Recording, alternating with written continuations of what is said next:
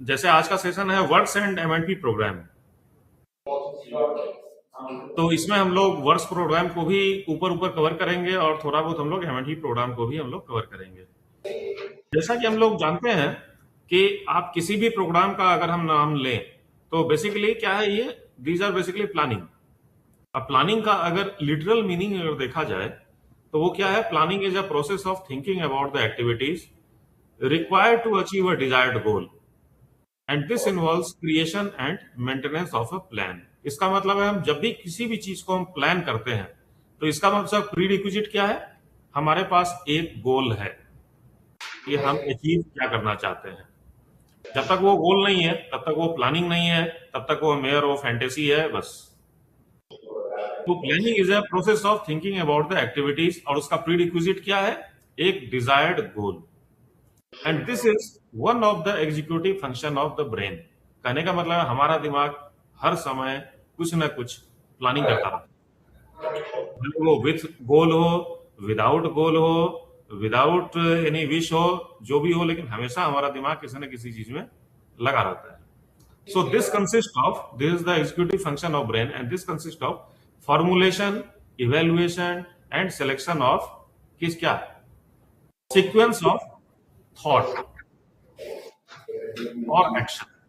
कहने का मतलब है किसी को भी दिल्ली से अगर मुंबई जाना है तो ठीक है, उसके पास बहुत सारे रास्ते हैं, बहुत सारे मीन्स भी हैं कि वह दिल्ली से मुंबई जा सकता है। तो सबसे पहले वो क्या करेंगे, फॉर्मुलेट करेंगे अपनी स्ट्रेटजी। फॉर्मुलेशन में वो क्या करेंगे, अलग अलग वेटेज असाइन करेंगे। किसको किसको वेटेज असाइन करेंगे, हमें पैसे कितने खर्च करने हैं, हमें समय कितना लगना है और हमें डिफिकल्टी कितनी झेलनी है या फिर कितना हमें आराम लेना है। तो इन सारी चीजों को हम लोग मन ही मन कुछ ना कुछ वेटेज असाइन करते हैं। जिन्होंने समय को सबसे ज्यादा वेटेज असाइन किया तो certainly they will take flight. अगर किसी ने आराम को सबसे ज्यादा वेटेज असाइन किया तो हो सकता है वो राजधानी का फर्स्ट एसी पकड़े। सिमिलरली अगर किसी ने किसी और चीज को बांट करके डिस्ट्रीब्यूट करके कुछ वेटेज असाइन किया तो हो सकता है कि कोई आपको पश्चिम एक्सप्रेस भी पकड़ ले। हो सकता है किसी को बिल्कुल ही मौज मस्ती करते हुए जाना है, समय की कोई वैल्यू नहीं है, तो हो सकता है वो आपको कोई लग्जरी बस वगैरह वो लेकर के जाए। तो ये बेसिकली, तो ये आपको हो गई प्लानिंग। अब बिजनेस, अब बिजनेस का क्या है, यह एक planning is the basic management function. क्योंकि एक अच्छा मैनेजर वही है जो कि चीजों को अच्छे तरीके से प्लान कर लेता है, क्योंकि अगर अच्छे तरीके से प्लानिंग होगी तो उसका एग्जीक्यूशन भी अच्छे तरीके से होगा। तो बिजनेस में क्या होता है, प्लानिंग सबसे पहले identification of goals to be achieved, क्या हमें अचीव करना है। उसके बाद formulation and evaluation of the strategies to achieve. अगर हमने फॉर्मुलेट कर लिया, इवेल्युएट कर लिया, सेलेक्ट कर लिया, then it is arrangement of और क्रिएशन ऑफ मीन्स रिक्वायर्ड।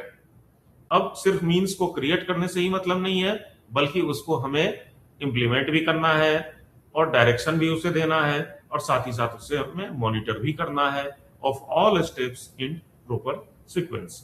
ये तो हो गई बिजनेस की बात।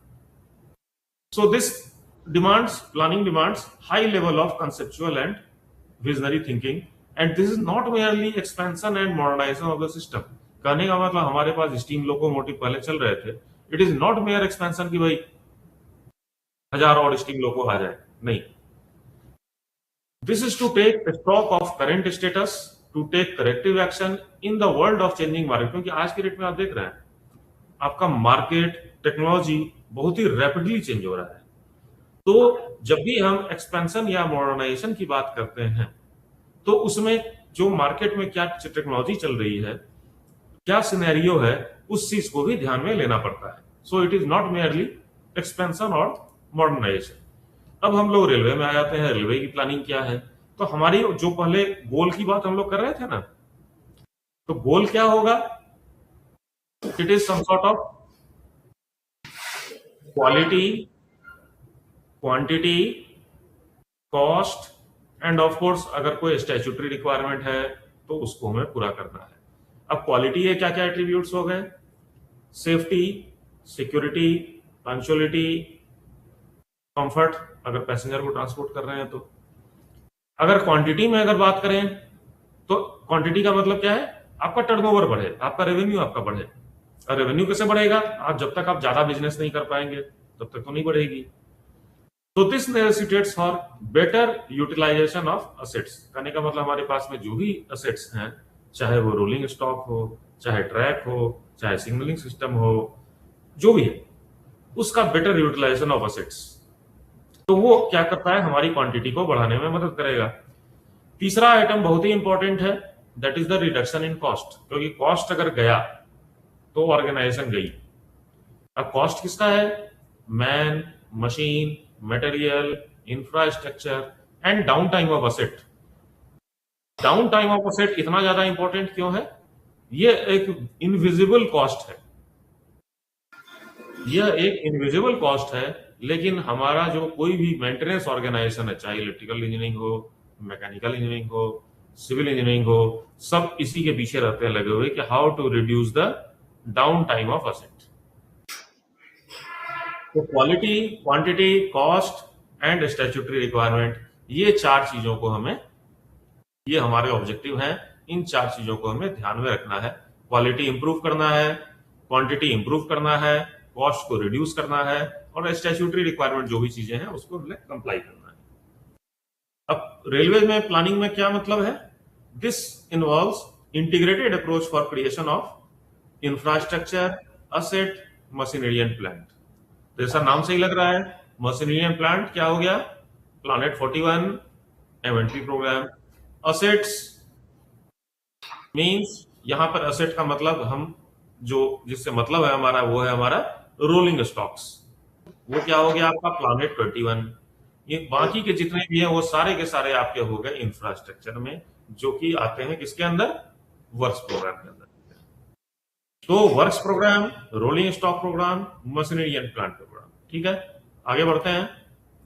अब रेलवेज में आप तो सभी लोग जानते हैं 3 लेवल होते हैं, बोर्ड लेवल, जोनल रेलवेज, और तीसरा यूनिट लेवल। यूनिट लेवल क्या होता है, आपके डिवीजन हो गए, आपके वर्कशॉप्स हो गए। जोनल लेवल क्या होता है, आप सभी को पता है, आपके हेडक्वार्टर्स। और कॉर्पोरेट लेवल, रेलवे बोर्ड, ये सभी को पता है। तो इसमें हम लोग अपना ज्यादा टाइम जाया नहीं करेंगे। तो लॉन्ग टर्म प्लानिंग, क्योंकि कोई भी प्लानिंग जो हम लोग अभी एनुअल प्लानिंग की हम लोग बात करते हैं, रोलिंग स्टॉक प्रोग्राम हो, मशीनरी एंड प्लांट प्रोग्राम हो, या फिर आपका वर्क्स प्रोग्राम हो, तो ये सब क्या है, ये सब आपके जो एनुअल प्रोग्राम है, these are basically part of long term plan of railways. तो लॉन्ग टर्म प्लानिंग जब तक नहीं बनाई जाएगी तब तक उससे हम लोग एनुअल प्रोग्राम ड्रॉ नहीं कर सकते हैं। अब long term planning of railways क्या है, to forecast the growth of passenger and freight traffic. क्योंकि भाई रेल का काम ही क्या है हमारा, इधर का माल उधर, उधर का माल इधर, यही करना है। तो पैसेंजर और फ्रेट को ट्रांसपोर्ट करना है, एरिया वाइज, किस एरिया में किस तरह की इंडस्ट्री लगेगी, किस तरह के टाउनशिप डेवलप होंगे, तो वहां पर पैसेंजर और फ्रेट का क्या ट्रैफिक पैटर्न बनेगा। Identifying and removing of the bottlenecks. अब बॉटलनेक का भी क्या है, आज आपको दिख रहा है कि ये बॉटलनेक है, उसको आप सॉल्व करिए, फिर दूसरा एक बॉटलनेक क्रिएट हो जाएगा, होगा ही। सो एंटिसिपेटिंग लाइकली बॉटलनेक, ये भी उतना ही जरूरी है। जिस तरह पहले बोलते थे हम लोग कि इलाहाबाद डिवीजन में जब ट्रेन आती है तो काफी स्लो मूवमेंट होता है, ठीक है, राजधानी वगैरह को तो वो लोग निकाल ही देते हैं, बट बाकी ट्रेन जो है तो बहुत बुरी तरह से मार खाती है, पहले खाती थी। अब उसके बाद काफी इंप्रूवमेंट लाया गया, अब तो मुझे लगता है कि अब शायद स्थिति काफी सुधर गई है। Working out requirement of rolling stock, क्योंकि भाई ट्रेन चलानी है तो रोलिंग स्टॉक तो चाहिए ही। Replacement of over aged asset. अब आपके असेट्स कोई भी हैं, शाश्वत तो कुछ नहीं है, सब कुछ टेम्पोरेरी है, तो कभी ना कभी उसको बदलना पड़ेगा। Adopting state of art technology बिल्कुल करना चाहिए। तो अब उसी को अगर हम दूसरे लैंग्वेज में अगर हम लोग बात करें तो प्लानिंग का मतलब बेसिकली क्या है, हम लोग इसमें पैसा डाल रहे हैं। अब पैसा हम लोग कहां डाल रहे हैं या फिर कहां डालना चाहिए हमें, goal for investment, meeting the increase traffic needs. जैसे हम लोग पिछले स्लाइड में उन्होंने देखा कि traffic, passenger and freight traffic को हमें देखना है।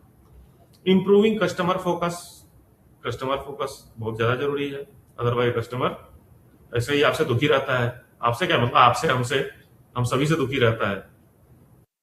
Improving quality and train safety बहुत ही इंपॉर्टेंट है। To develop capacity to deal with the fluctuating production volumes, ये क्या है, ये बड़ा जरूरी है, क्योंकि हम हर चीजों को एक स्ट्रेट लाइन में सोचते हैं, बट दुनिया स्ट्रेट लाइन नहीं होती है। वो आपका ऑलवेज वैली एंड पीक है, वो आपको ऑलवेज वेरी करता रहता है, बिल्कुल ईसीजी के ग्राफ की तरह। जिस तरह से आप देखेंगे कि बरसात वगैरह के सीजन में आपको जो रॉ मटेरियल वगैरह का प्रोडक्शन होता है वो आपका कम हो जाता है। फिर जैसे आपको बरसात का सीजन खत्म हुआ, दशहरा खत्म हुआ, आपको सब कुछ पिकअप करता है। तो ऑलवेज फ्लक्चुएशन रहेगा ही रहेगा प्रोडक्शन वॉल्यूम में। ये प्रोडक्शन वॉल्यूम कहाँ का है? ये इंडस्ट्रीज का है, जिसके माल को हमें कैरी करना है। आपको पता ही है, जो फ्रेट से जो रेवेन्यू है वही हमारी रोजी रोटी है।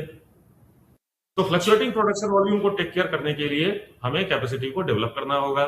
इसका मतलब कहीं कहीं पर हमें बफर क्रिएट करना होगा।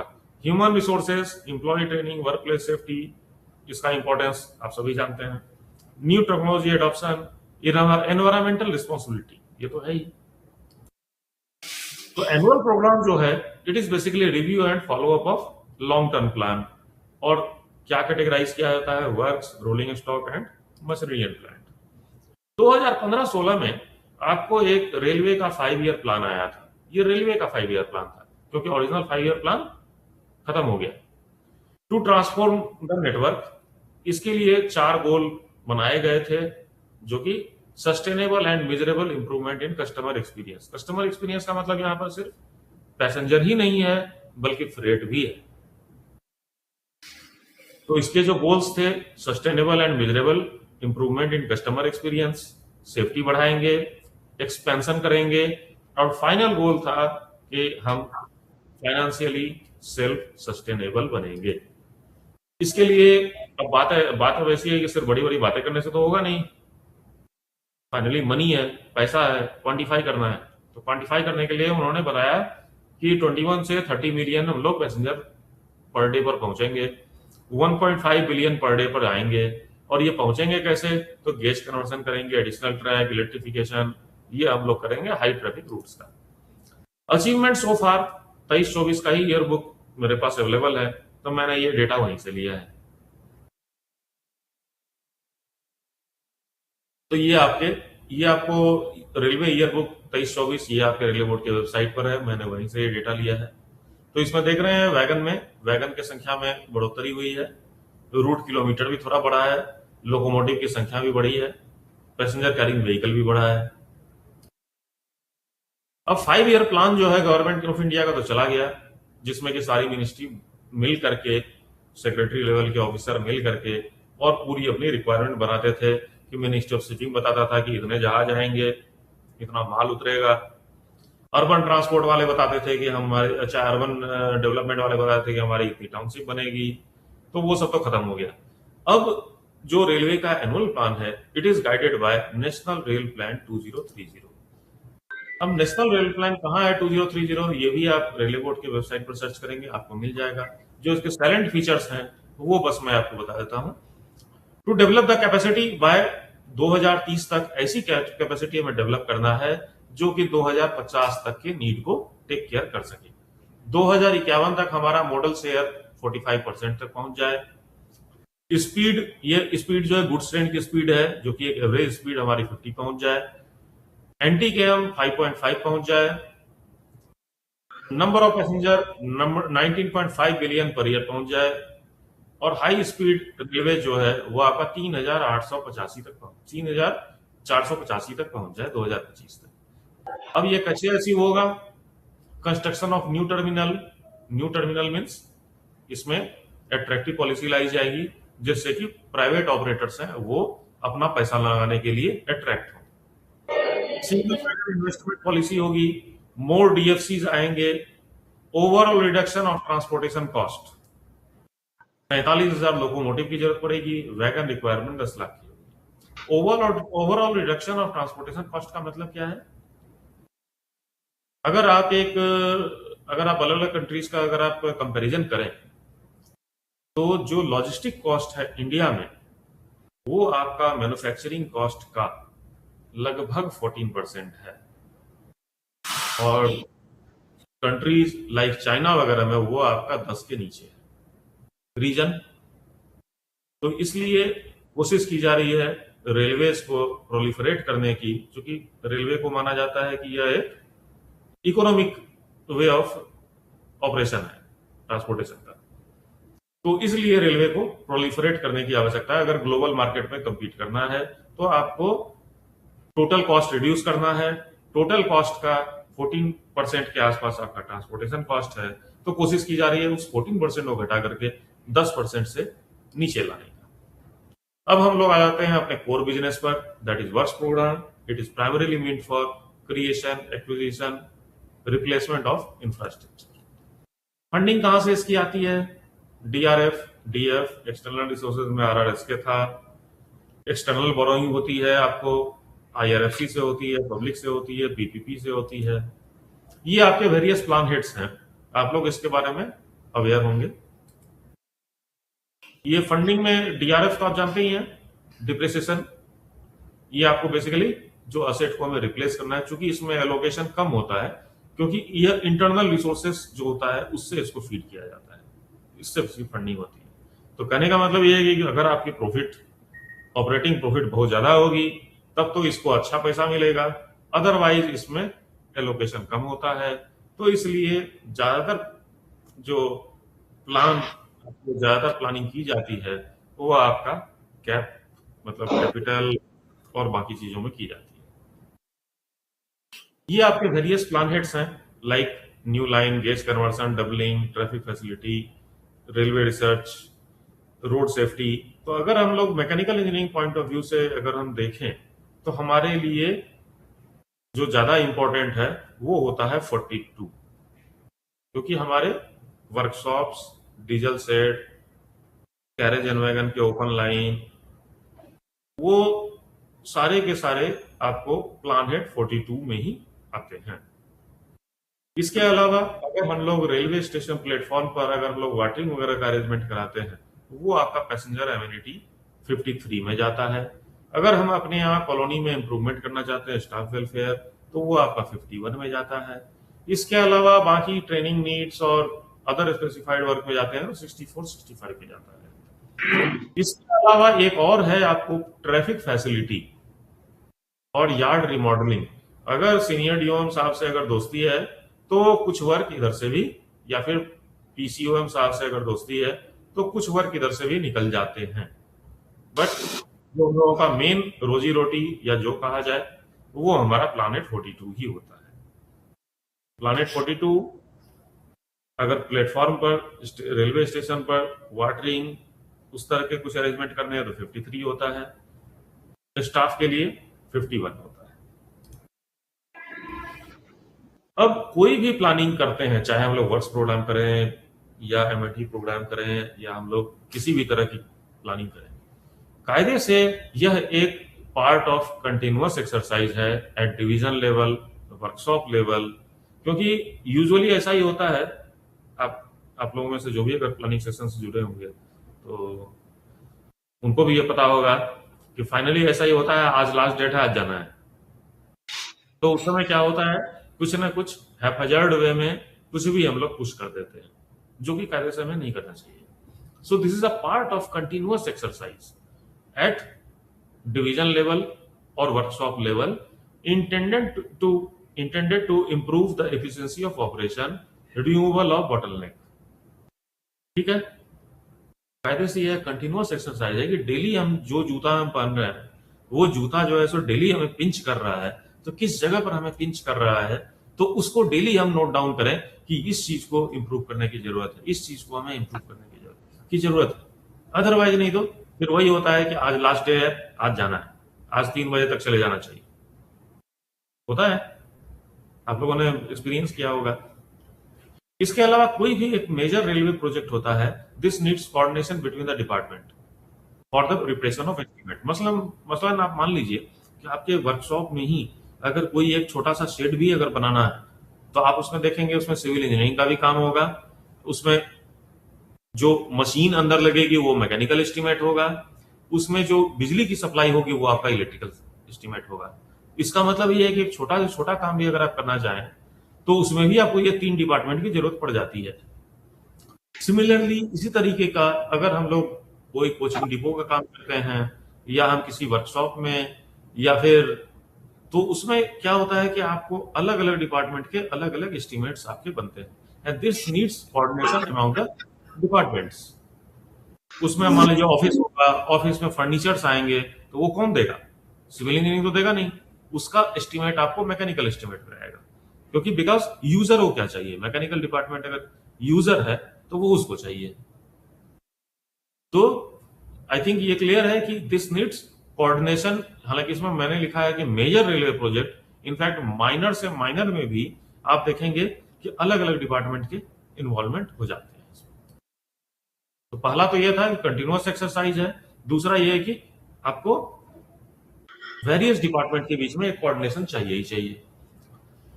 उसके अलावा एडवांस प्लानिंग में साथ में ये भी है कि एस्टिमेट हमारा रियलिस्टिक होना चाहिए। Requirement of efficient investment planning के लिए क्या है, रियलिस्टिक होना चाहिए एस्टिमेट।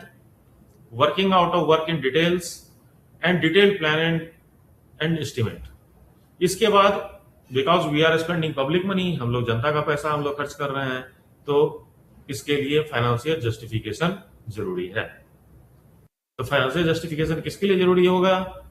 न्यू एसेट रिप्लेसमेंट के लिए भी, और साथ ही साथ इंडियन, और ये किसके द्वारा गाइडेड होता है? इसमें जो आप रेट ऑफ रिटर्न वगैरह जो कैलकुलेट करते हैं वो कैसे कहां से गाइडेड होता है? Indian railway finance code chapter 2 के द्वारा गाइडेड होता है। हालांकि इरमी में अगर यही सेम तरह का ये होता है, प्रोग्राम होता है, तो वहां पर एक सेशन कराते हैं सीनियर प्रोफेसर WMT है वहां पर, श्री जनार्दन प्रसाद, वो ROR वगैरह कैसे निकलता है वो एक्सरसाइज करवाते हैं। तो अभी हम लोग तो वो एक्सरसाइज नहीं करवा पाएंगे, बट एक बार चैप्टर 2 जो है उसको एक बार थोड़ा सा देखने का प्रयास करेंगे। उसमें है कि आपको रेट ऑफ रिटर्न कैसे कैलकुलेट करना है। अब आ जाती है पावर टू सैंक्शन। ये रेलवे बोर्ड का, मैंने जहां जहां पर भी कुछ नंबर या फिगर वगैरह है तो वहां पर मैंने कोशिश की है रेलवे बोर्ड के लेटर का डेट लिखने का, सो दैट कि आप इसको जब भी चाहें रेलवे बोर्ड के वेबसाइट से आप इस लेटर को निकाल सकें। Railway board dated 8/5/2024। इसके तहत जनरल मैनेजर की पावर जो है बढ़ा दी गई है। पहले वो 2.5 करोड़ हुआ करता था, अब बढ़ करके वो ट्रैफिक फैसिलिटी जो कि आपका प्लानेट 16 था उसमें 50 करोड़ हो गया। Computerisation 5 crore, railway research 5 crore, road safety 10 crore, 50 crore. तो क्या ठीक है, बाकी से हमें ज्यादा मतलब नहीं है, हमें मतलब है वर्कशॉप इंक्लूडिंग प्रोडक्शन यूनिट से और मशीनरी एंड प्लांट से। इसका 10 करोड़ हो गया GM साहब की पावर, इसमें भी 10 करोड़ हो गया। स्टाफ वेलफेयर में अगर जाते हैं तो 5 करोड़, अगर इंस्टीट्यूट ऑफिसर्स क्लब वगैरह है तो 2.5 करोड़। ये तो हो गए GM साहब की पावर, ठीक है। कस्टमर एमिनिटीज में अगर जाएंगे तो वो आपका 20 करोड़ हो जाता है। मतलब जो प्लेटफॉर्म पर अगर हम वाटरिंग वगैरह की व्यवस्था अगर हम करना चाहें तो उसमें लिमिट 20 करोड़ की हो जाती है। ट्रेनिंग HRD वगैरह में 5 करोड़ की है। ये अब DRM साहब को एक अलग से पावर दी गई, जैसे GM साहब की पावर हो गई, अब DRM साहब को पावर दी गई। Traffic facility 5 crore, road safety, ये सब चीज तो ज्यादा मतलब नहीं है। हमारे मतलब का है वर्कशॉप इंक्लूडिंग प्रोडक्शन यूनिट। तो समझ लीजिए DRM साहब की पावर 5 करोड़ हो गई, GM साहब की पावर 10 करोड़ हो गई। कस्टमर एमिनिटीज में अगर प्लानेट 53 में अगर हमें काम करना है तो उसमें DRM साहब की पावर 5 करोड़ है और GM साहब की 20 करोड़ है। अगर स्टाफ वेलफेयर के लिए कुछ कॉलोनी या कुछ अगर हम कुछ अपने डिपार्टमेंट के लिए कुछ क्वार्टर वगैरह अगर बनवाना चाहते हैं प्लानेट 51 में, तो उसमें जो है सो पावर DRM साहब की 2.5 करोड़ हो गई। और ये आपको रेलवे बोर्ड का लेटर 17/1/25 का है, उसके तहत। अब CWM साहब भी हैं, इनको भी पावर दी गई, बट इनको सारे प्लान हेड में पावर नहीं दी गई। इनको प्लान हेड 42 में पावर दी गई, जो कि वर्कशॉप एंड जो वर्क प्लेस का है उसका लिए कि दिया गया उनको। DRM की थी 5 करोड़, इनको दिया गया 4 करोड़। 31 में 1 करोड़ इसलिए दे दिया गया है क्योंकि वर्कशॉप के अंदर में लाइंस भी होती है, ट्रैक वगैरह भी होती है। 36 ये आपको इलेक्ट्रिकल वर्क है, इसमें भी इनको 1.5 करोड़ दे दी गई। और 51 में जो कि स्टाफ एमेनिटी है, इसमें भी इनको 1.5 करोड़ का पावर दे दिया गया CWM साहब को। ठीक है, ये तो हो गई पावर की बात। अब आज के डेट में आप जानते हैं कि सारे ही प्रोजेक्ट जो है वो आपको कहां से मिलते हैं? अम्ब्रेला वर्क के थ्रू मिलते हैं।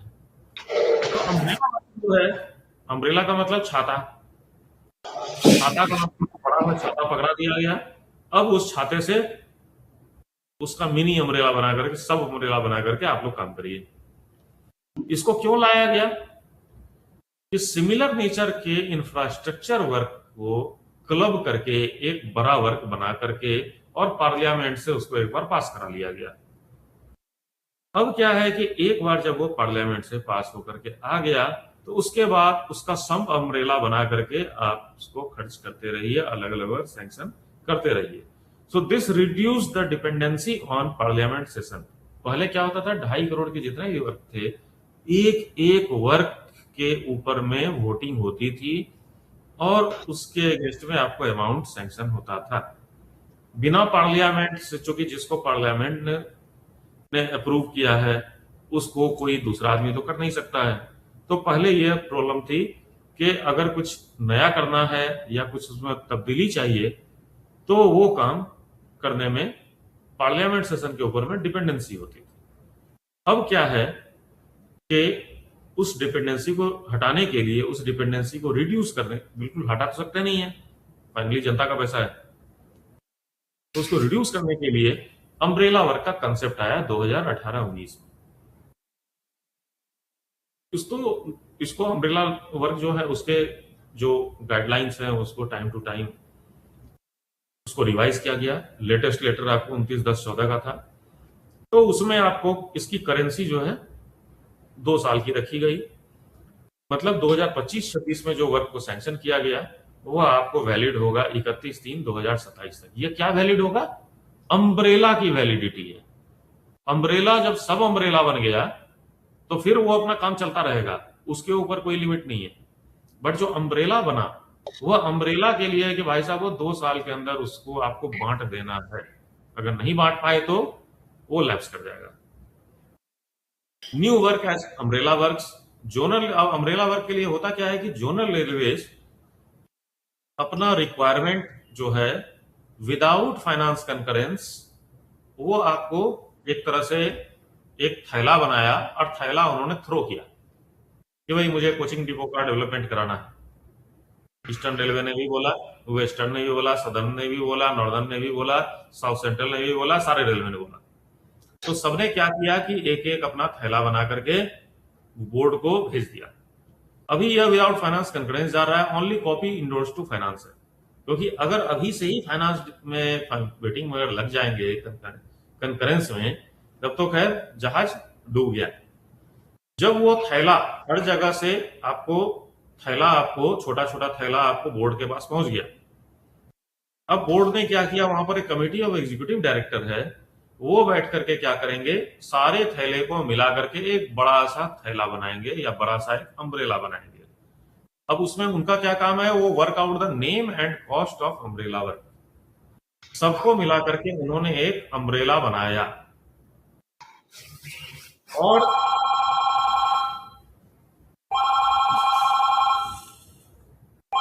हेलो, बस ये STC चारबाग का हम आ जाएंगे 3:35 तक आ जाएंगे। ठीक। हाँ, तो ये आपको क्या हो गया, तो सारे जोन ने एक एक थैला फेंका, वो थैला बोर्ड के कोर्ट में गिरा। अब बोर्ड ने उस सारे थैले में जो भी चीज प्रपोजल है उसको मिला करके उन्होंने सिमिलर नेचर ऑफ प्रपोजल को मिला करके उन्होंने एक बड़ा सा एक अम्ब्रेला बनाया और in consultation with other and finance directorate. मतलब फाइनेंस का तो वही रोल है। तो और ये बनाया किसने? Nodal directorate. नोडल, अब नोडल डायरेक्टरेट कौन है या नोडल ईडी कौन है, उसकी टेबल इधर दी गई है। ये आपको 11 से लेकर 16 है, 17 है, और जो भी है वो आपको दिख रहा है।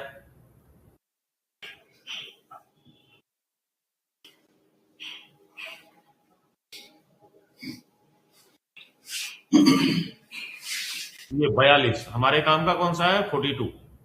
42 में कौन है? EDME, E and H M and project. ये इन्होंने सारे थैले को कलेक्ट किया, एक बड़ा सा अम्ब्रेला बनाया जिसमें उन्होंने नेम ऑफ वर्क डाला और कॉस्ट ऑफ वर्क डाला, और उन्होंने इसको फाइनेंस के काउंटर पार्ट के साथ मिल करके एक अम्ब्रेला वर्कआउट किया। ठीक है। अगर वो 53 हुआ तो वो आपको ईडी गति शक्ति स्टेशन डेवलपमेंट के पास जाएगा। 51 है तो ईडी एल&ए के पास जाएगा। अब उसके बाद जो प्लान हेड कोऑर्डिनेटर जो है, जो आपको रिले बोर्ड में है, प्लान हेड कोऑर्डिनेटर वही हुआ ना जो नोडल डायरेक्टरेट था, जो नोडल ईडी था। जब उसने अम्ब्रेला बनाया और अम्ब्रेला को उसने पार्लियामेंट से सैंक्शन करा लिया, उसके बाद उनका काम क्या है कि to communicate tentative outlay to zonal railway और PU, and this is need based with in D+7 of upload against umbrella work. उन्होंने अम्ब्रेला भेज दिया। अम्ब्रेला उन्होंने किसके नाम पर सैंक्शन कराया? किसी भी देखा कि भाई हर जगह से थैला आया है, जिसका बड़ा थैला है उसके नाम पर सैंक्शन करा लो, तो उन्होंने उसके नाम पर सैंक्शन करवा लिया। अब उन्होंने सारे जोनल रेलवे को बता दिया कि भाई साहब एक अम्ब्रेला सैंक्शन हो गया है, ये आपका टेंटेटिव आउटले है और आप इसको वर्कआउट करिए। Ceiling maintained by IRPSM। IRPSM में उन्होंने सीलिंग लगा दी कि भाई आप इतने का ही वर्क सैंक्शन कर पाएंगे against that umbrella work. Railway में process under umbrella work in IRPSM। अब रेलवे जो है क्या करेगी, इस अम्ब्रेला वर्क के अगेंस्ट में IRPSM में सब अम्ब्रेला वर्क वो प्रोसेस करेंगे।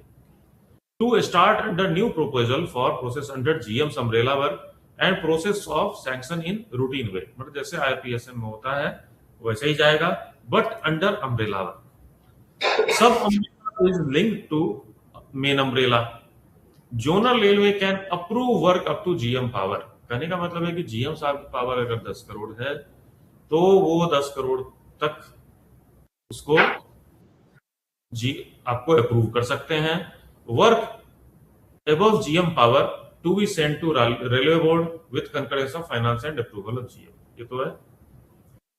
DPR to be prepared for more than 50 crore. अगर 50 करोड़ से ऊपर है तो DPR भी बनाना पड़ेगा। अम्ब्रेला वर्क जो है वो आपको पिंक बुक या जो भी था उसमें आता था। Now pink book is discontinued in subsequent year itemised. अब आगे के साल में क्या होगा कि जो आपका आइटमाइज्ड वर्क है वो अपीयर होगा with reference to original pink, original umbrella work. उसके बाद ये जोनल रेलवे का काम है जो डिवीजन वाइज, वर्कशॉप वाइज वो अम्ब्रेला वर्क को डिस्ट्रीब्यूट करे।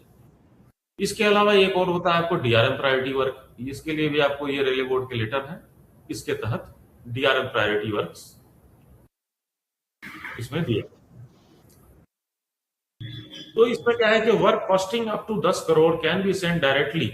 मतलब इसमें DRM साहब को एक अलग से पावर दी गई कि वो 10 करोड़ तक का वर्क को नोडल डायरेक्टरेट को डायरेक्ट वो भेज सकते हैं विथ divisional account concurrence forwarded by GM। Headquarter finance vetting is not required but to be routed through headquarter for information to GM, क्योंकि फॉरवर्डिंग यहां पर GM साहब को ही करनी है। And they may go ahead with the tendering process pending sanction by railway board. कहने का मतलब रेलवे बोर्ड से पेंडिंग सैंक्शन करने का मतलब टेंडरिंग का समय बचाने के लिए, सैंक्शनिंग का टाइम को यूटिलाइज करने के लिए कि आप जाइए इसको टेंडरिंग करिए और आप आगे बढ़िए। ये आपका IRPSM पोर्टल है जिसमें कि आप प्रपोजल क्रिएट करते हैं, इसकी वेटिंग कराई जाती है फाइनेंस काउंटर पार्ट से, हेडक्वार्टर को भेजा जाता है, फिर बोर्ड को जाता है, lower to higher level and vice versa. इसमें सैंक्शन को भी ट्रैक किया जाता है और प्रोग्रेस ऑफ वर्क भी देखा जाता है, कितना फिजिकल हुआ, कितना। ये आपका एक फ्लो चार्ट है। ये आपको डिवीजन लेवल है, ये आपको जोनल लेवल है, ये आपका बोर्ड लेवल है। ठीक है। डिवीजन लेवल में क्या होता है कि प्लान हेड कोऑर्डिनेटर, मान लीजिए प्लान हेड 42 है, उसका कौन है? Senior DME carriage and wagon. तो प्लान हेड 42 में चाहे वो इलेक्ट्रिक लोकोशेड वाले को काम हो या फिर सिविल इंजीनियरिंग डिपार्टमेंट का ट्रैक मशीन वाले को काम हो या इनका अपना सीनियर या फिर सीनियर DME डीजल का काम हो ये सारे के सारे अपना प्लान किसको भेजेंगे, फॉरवर्ड करेंगे, plan head coordinate senior DME CNW को। अब ये इनका काम होता है क्या करना, ये फाइनेंस के द्वारा इनको शुद्धि कराना है, शुद्धिकरण। ये फाइनेंस के पास भेजे, सीनियर डीएफएम के पास, वहां से शुद्धिकरण होके आ गया। फिर उसके बाद उन्होंने इसको भेज दिया सीनियर डीएन कोऑर्डिनेशन के पास, जो कि एक ओवरऑल कोऑर्डिनेटर है, और वह फिर आपको डीआरएम के पास भेज देता है, फॉरवर्ड कर देता है। जो डीआरएम पावर में सैंक्शन होने का था वो सैंक्शन हुआ, जो जो इनके पावर से ऊपर का था वो चला जाता है हेडक्वार्टर में। हेडक्वार्टर में जो सीपीडीई होते हैं, चीफ, ये आपको हो सकता है अलग अलग रेलवेज में अलग अलग डिजिग्नेशन होगा, ये आपको सिविल इंजीनियरिंग डिपार्टमेंट के एक ऑफिसर होते हैं, एसएजी रैंक के होते हैं, सीपीडीई। तो डिवीजन से या वर्कशॉप से सारे जो हैं प्रपोजल आपको इनके पास में पहुंच गए। अब ये किसको भेजेंगे, ये आपको भेज देंगे प्लान हेड कोऑर्डिनेटर के पास। जैसे आपको डिवीजन में सीनियर डीएमई सीएनडब्ल्यू थे, वैसे ही यहां पर आपको सीएमई प्लानिंग है। तो इन्होंने आपको शुद्धिकरण कहां से कराया था, सीनियर डीएफएम से, गंगा स्नान हो गया। दूसरा गंगा स्नान यहां पर इन्होंने कराया कि प्लान हेड कोऑर्डिनेटर के पास जितने भी प्रपोजल आए अलग अलग डिवीजन से, अलग अलग वर्कशॉप से, उनको उन्होंने एफएनसीओ या पीएफए इसको बोलते हैं, उनसे इनका गंगा स्नान करवाया। उसके बाद उन्होंने वापस भेज दिया सीपीडीई को, उन्होंने भेज दिया प्रिंसिपल चीफ इंजीनियर को, प्रिंसिपल चीफ इंजीनियर ने भेज दिया जनरल मैनेजर को। अब जो जनरल मैनेजर के पावर में होने वाले थे वो तो हो गए।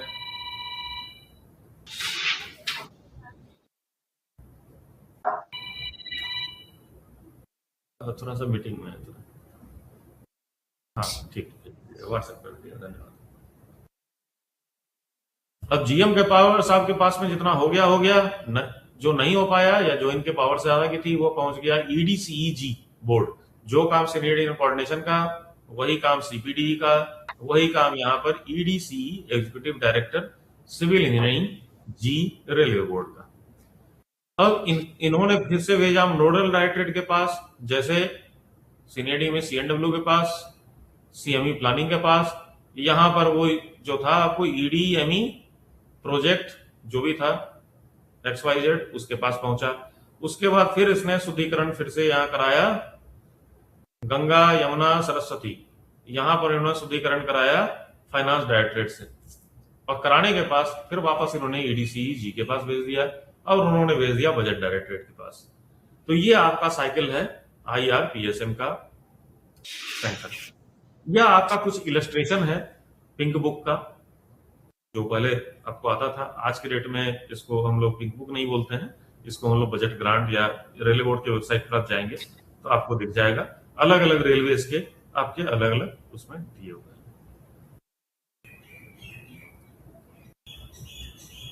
तो ये आपके अलग अलग टाइप के वर्क हैं, जो कि पुराने वाले जो वर्क इसमें सैंक्शनड हैं वो आपके इंडिविजुअल वर्क्स हैं।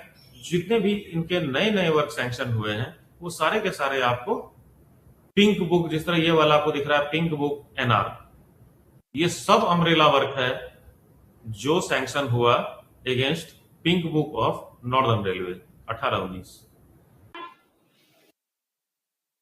तो ये आपका एक इलस्ट्रेशन है पिंक बुक का। ये था आपको वर्क इन प्रोग्रेस, मतलब जो काम ऑलरेडी चल रहा है। ये आपका आ गया न्यू वर्क। तो न्यू वर्क में आप देखेंगे जो भी आपके सैंक्शन हो रहे हैं सब आपके कहां जा रहे हैं, अंडर अम्ब्रेला वर्क। ठीक है, ये आपका अम्ब्रेला वर्क मिला। ये ईस्टर्न रेलवे को नहीं, ये ईस्टर्न रेलवे, ये नॉर्दर्न रेलवे से मैंने कॉपी किया था। ये आपको अम्ब्रेला वर्क सैंक्शन हुआ, ये सब नॉर्दर्न रेलवे के वर्क है। और इसका जो आप नाम देख रहे हैं, it is very general in nature, कहीं पर भी कुछ मतलब बहुत ज्यादा इसमें नहीं है दिया, बस अपग्रेडेशन, यांत्रिक कारखानों की अवरचना का उन्नयन, सुधार, अनुरक्षण और विनिर्माण क्षमताओं में का संवर्धन, सिर्फ इतना ही लिखा हुआ है। ये आपको बड़ा सा अम्ब्रेला सैंक्शन हुआ। अब अम्ब्रेला के अगेंस्ट में सब अम्ब्रेला सैंक्शन होता है, जैसे आपने इस वाले स्लाइड में आपने देखा कि ये 566 पूर्व रेलवे, 567 पूर्व रेलवे, ये आपको ऊपर में आपका सैंक्शन वर्क लिखा हुआ है, नीचे ये लिखा हुआ है कि आपको नॉर्दर्न रेलवे के पिंक बुक से लिंक है। मतलब ये अपना जो भी खर्चा वर्चा करेंगे, फाइनली इसका हिसाब किताब कौन रखेगा? Northern railway. उनको इनको इंटीमेट करना है। अब outlay for pink book is directly updated from VERBS। ये RBS आपका रेलवे बजट सिस्टम, और ये अब आपको outlay is given by budget section. ये बजट सेक्शन आपको डायरेक्टली ये चीज अपडेट कर देता है। इसलिए पिंक बुक का जो नाम था वह नाम खत्म हो गया, बट पिंक बुक जो है समझ लीजिए नाम खत्म हो गया। आइटम की लिस्टिंग वैसे ही अभी भी है, और वो आपको रेलवे बोर्ड के वेबसाइट पर अलग अलग रेलवे के अवेलेबल आपको मिलेंगे। ये आपको एक इलस्ट्रेशन है IRPSM का। मुझे तो पता नहीं दिख रहा है आप लोगों को, पता नहीं शायद पढ़ने में तो नहीं आ रहा होगा।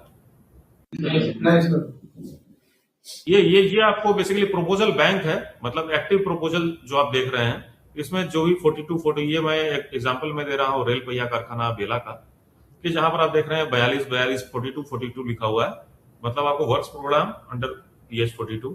तो ये प्रपोजल्स अभी active proposals, not sanctioned proposals.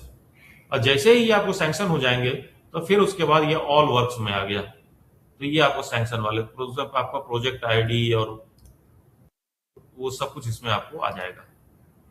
Project ID, cost, main executing agency कौन होगा, क्या होगा, वो सारा का सारा चीजें इसमें आ जाएगी। उसके बाद इसी में आपको मॉनिटरिंग भी होती है। तो ये तो था वर्क्स प्रोग्राम का मामला। समय थोड़ा कम है, अब मैं मशीनरी एंड प्लांट प्रोग्राम की तरफ बढ़ता हूँ। कोई एतराज तो नहीं है?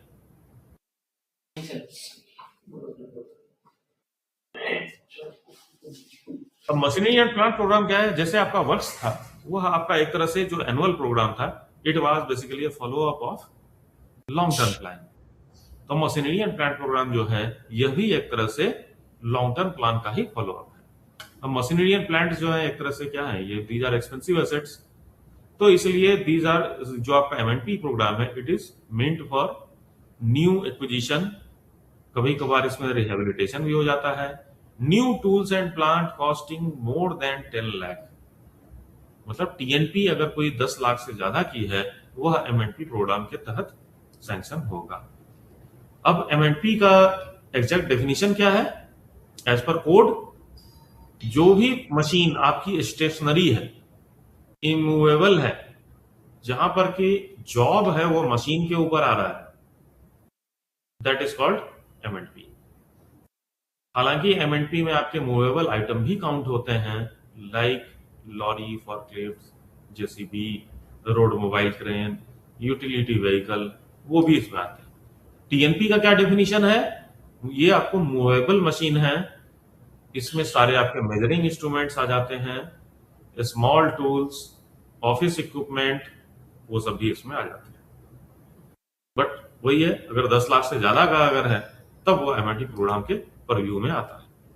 पावर क्या है इसमें सैंक्शन करने की?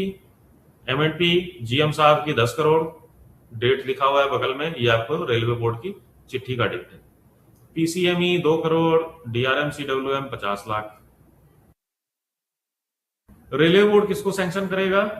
जो machine not covered under above, मतलब 10 करोड़ से ऊपर वाले को रेलवे बोर्ड सैंक्शन करता है। इसके अलावा सारे मोटर व्हीकल रेलवे बोर्ड ही सैंक्शन करता है। Preparation of MNP programme, new acquisition अगर कर रहे हैं हम, न्यू एक्विजिशन अगर कर रहे हैं तो दो चीजें हो सकती है, या तो रिन्यूअल है या एडिशनल है। दो ही चीजें हो सकती है, या तो हम किसी एसेट को रिन्यू कर रहे हैं या फिर हम एडिशनल खरीद रहे हैं। अगर हम रिन्यूअल कर रहे हैं तो दिस डिपेंड्स ऑन, एक तो कोडल लाइफ क्या हुई जो एग्जिस्टिंग मशीन है उसकी, दूसरा है कि एग्जिस्टिंग मशीन की कंडीशन कैसी है। अगर एडिशनल कर रहे हैं तो उसके लिए अलग तरह की कहानी लिखनी पड़ेगी। रिपेयर या रिकंडीशनिंग भी इसके परिव्यू में आता है, लेकिन कम आता है। MNP programme can be initiated under capital, DF, DRF, RRS के। जो डेवलपमेंट फंड होता है, पैसा बहुत कम होता है इसमें, तो this should be restricted and limited to equipment of ART, ARME, BD crane only. MNP programme जो भी कैपिटल, मतलब जो भी एडिशनल अकाउंट पर हम लोग ले रहे हैं, this must be supported with the financial justification. अब फाइनेंशियल जस्टिफिकेशन क्या है? ROR, रेट ऑफ रिटर्न, मतलब अगर मैंने इतना पैसे इसमें लगाए तो उसका क्या पैसा वापस मिलेगा, रिटर्न फायदा क्या मिलेगा। In accordance with IRFC। IRFC क्या हुआ? Indian railway finance code, volume 1, chapter 2। और जो भी फाइनेंशियल जस्टिफिकेशन है, this must be duly vetted by associate finance. Rate of return क्या होता है? This is the benefit to be quantified in the terms of. अब सिर्फ बोल देने से नहीं चलेगा, इससे बहुत फायदा होगा, बल्कि रेट ऑफ रिटर्न जो है उसको फिजिकली हमें कैलकुलेट करके क्वांटिफाई करना होगा कि इससे या तो आपका साइकिल टाइम कम हो रहा है, या आपका आउटपुट बढ़ रहा है, या फिर इसकी क्वालिटी या रिलायबिलिटी बढ़ रही है। तो ये तीन चीजें इसमें कहीं ना कहीं पर हमें लिंक करना पड़ेगा टू क्वांटिफाई। अगर रिप्लेसमेंट के अगेंस्ट में ले रहे हैं तो जो एग्जिस्टिंग मशीन है उसकी क्या कॉर्डर लाइफ है, कितने दिन इसने काम किया, क्या इसकी इंटेंसिटी है, जॉब्स अंडरटेकन, क्या क्या काम इस पर ऊपर लिया जाता है, आउटकम इफ कंसीडर्ड। अगर कोई बोले कि नहीं ये नया मशीन आप मत लीजिए, आप इस मशीन को रिकंडीशन करा लीजिए, साथ में AMC करा लीजिए, या फिर इस जॉब को या क्यों ना आप आउटसोर्स कर दें, इस मशीन पर जो काम आप कर रहे हैं क्यों नहीं उसको आप बाजार से आप करवा लेते हैं। तो ये दो कंसीडरेशन इसमें लाना पड़ता है फाइनेंशियल जस्टिफिकेशन के लिए। अगर सही में खरीदना है तो ठीक है, अगर आउटसोर्सिंग से काम चल सकता है, अगर इकोनॉमिकल है तो फिर आउटसोर्सिंग ही करा लिया जाए। Total number of similar machines, workload, shortfall, तो ये सारी कहानियां इसमें लिखनी पड़ती है रिप्लेसमेंट के लिए, कि अगर रिप्लेसमेंट हो रही है तो सेम फंक्शन के लिए हो रही है या फिर कुछ और फंक्शन हो रहा है। इंडेंटिंग स्पेसिफिकेशन होगा, रोड व्हीकल है तो रिकमेंडेशन ऑफ सर्वे कमेटी तो होगा ही कि ये रोड व्हीकल जो है अब काम करने के लायक नहीं है, बियॉन्ड इकोनॉमिकल रिपेयर है।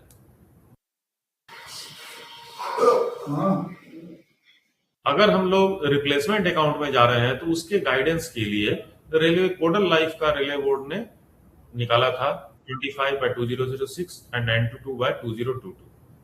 ये आपको फाइनेंस मतलब member finance, additional member finance ने निकाला था।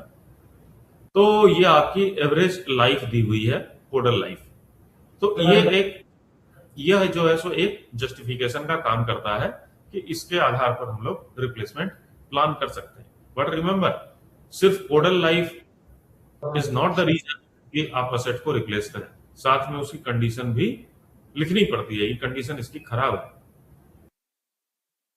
इसमें दी हुई है, इस लिस्ट को डिक्टेट करना ठीक नहीं होगा। हीट ट्रीटमेंट इक्विपमेंट है, EOT क्रेन है, एयर कंप्रेसर है, टूल रूम है, इलेक्ट्रॉनिक इन मोशन वेब्रिज है, वाइल्ड है, डीजल पंप, वेल्डिंग इक्विपमेंट, ट्रैवर्सर, बहुत सारे मशीन्स हैं, सबकी कोडल लाइफ इसमें दी हुई है। तो उसके आधार पर हम लोग प्लान कर सकते हैं रिप्लेसमेंट के लिए। अब इसको प्रिपेयर जब करते हैं तो टाइम फ्रेम होता है, रेलवे बोर्ड की तरफ से एक लेटर आता है कि भाई प्रपोज करिए। तो एक यूजुअल टाइम फ्रेम है वो मैं बता रहा हूं, जून जुलाई के आसपास आता है, अक्टूबर तक बोला जाता है कि आप उसमें प्रपोज करिए। उसके बाद कम्युनिकेशन ऑफ सैंक्शन जो है अप्रैल तक आ जाता है। अब प्रोक्योरमेंट 3 साल के अंदर आप लोग कर दीजिए। जब भी प्रपोज किया जाता है तो ये 2 फॉर्मेट में होता है। 2 फॉर्मेट क्यों होगा? पहला वाला आपका होगा ऑलरेडी सैंक्शन, जिसको हम लोग बोलते हैं वर्क्स में हम लोग क्या बोलते थे, वर्क इन प्रोसेस। यहां पर क्या बोलते हैं, प्रोग्राम डिलीवरी। दूसरा फॉर्मेट क्या होता है, न्यू वर्क, जो हम नया आइटम प्रपोज कर रहे हैं। अगर अब दोनों ही फॉर्मेट में इंफॉर्मेशन तो देने ही पड़ेंगे। अगर प्रोग्राम डिलीवरी वाला है, मतलब ऑलरेडी सैंक्शन था पिछले साल या पिछले के पिछले साल, लेकिन अभी तक पूरी तरह से कंप्लीट नहीं हुआ है वह काम, तो प्रोग्राम डिलीवरी में आएगा। सप्लाई नहीं हुआ है तो इसलिए इसका PPLB नंबर होगा, ईयर ऑफ सैंक्शन होगा, पार्टिकुलर एलोकेशन, लेटेस्ट कॉस्ट कितना होगा, एक्सपेक्टेड एक्सपेंडिचर, और एक्सपेक्टेड एक्सपेंडिचर नेक्स्ट ईयर में क्या होगा। अगर कोई नया आइटम, अगर इसके अलावा नया आइटम अगर हम लोग कोई कर रहे हैं जो सेकंड फॉर्मेट में था, उसके लिए पार्टिकुलर क्या होगा, एलोकेशन क्या होगा, कॉस्ट क्या होगा, एक्सपेक्टेड एक्सपेंडिचर क्या होगा next year, and justification in detail.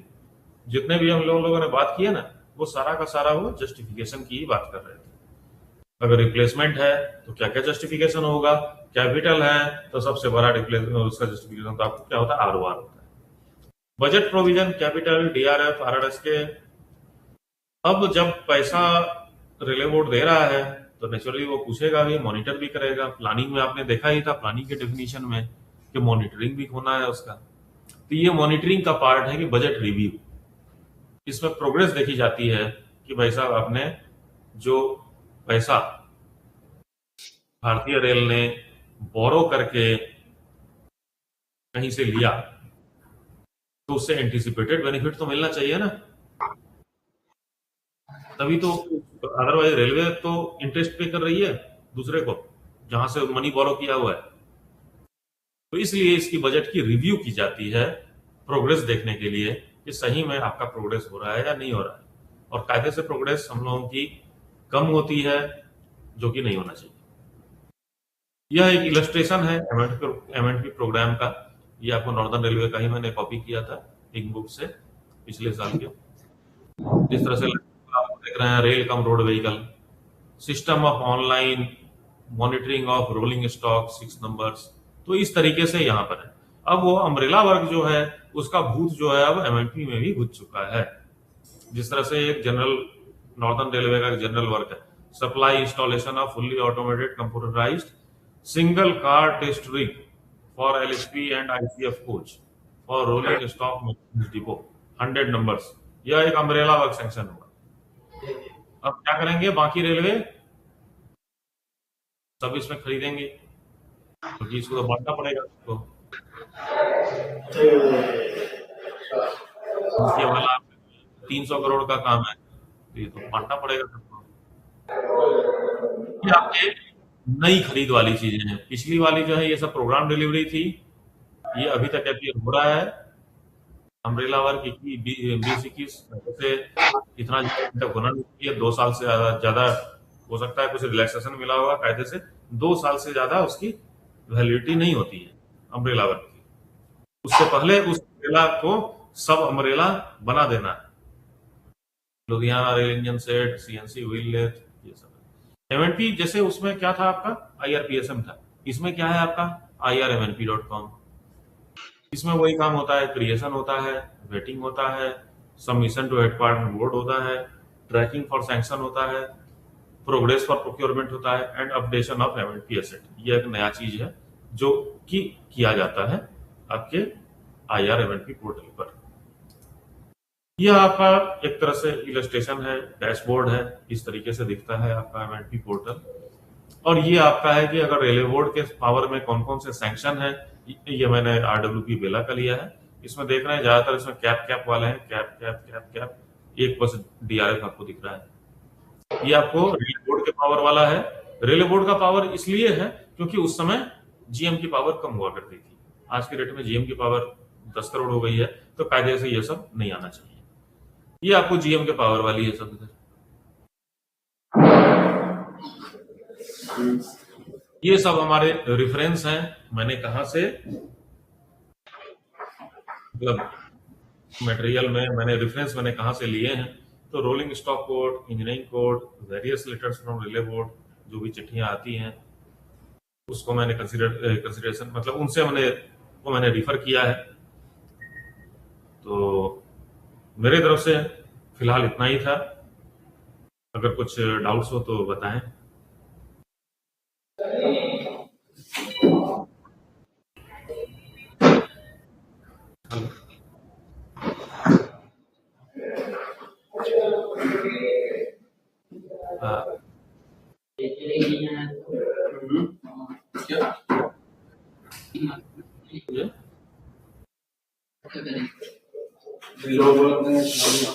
Card book कर, अच्छा ये लेना ऑनलाइन क्लास दे रहा है।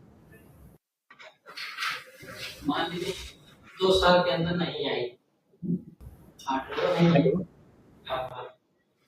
नहीं बोला चीज है, आपको फंड लॉट हो गया, आप आएगी कभी ना कभी तो आपने कुछ करा नहीं, कोई प्रॉब्लम क्लास एंड ना कर दे। हाँ सर, जस्ट मैं 1 मिनट में आपको ज्वाइन कर रहा हूँ सर। हाँ बताएं। बस सर 1 मिनट में आपको ज्वाइन कर रहा हूँ। चलो।